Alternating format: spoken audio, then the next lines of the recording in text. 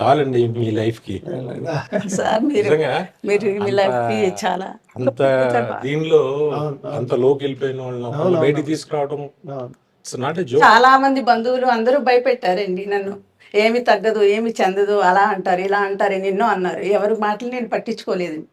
నేను సార్ నమ్మాను. నేను ఇంతే, నేను చేసుకుంటాను, అది ఇది అన్నాను. కొంచెం వెయిట్ ఉండేదాన్ని, వెయిట్ కూడా లాస్ అయ్యాను సార్. అయినా కానీ నేను చాలా అందరికీ చెప్పండి, అంటే అదే ఆయన దగ్గరికి రావట్లేదు, ఆయనలాగా మీరు అయిపోండి. మీ చుట్టుపక్కల ఉన్న వాళ్ళందరూ మన వాళ్ళందరినీ బాగు చేయండి. అలాగే సార్.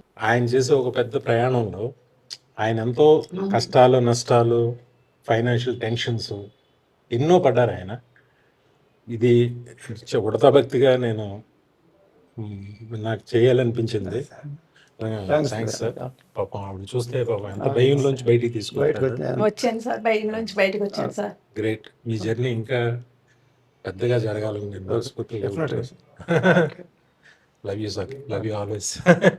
అందరూ మా ప్రభాకర్ గారిని, నేను నేర్చుకున్న విద్యలో ఆయన కూడా ఒక పార్ట్.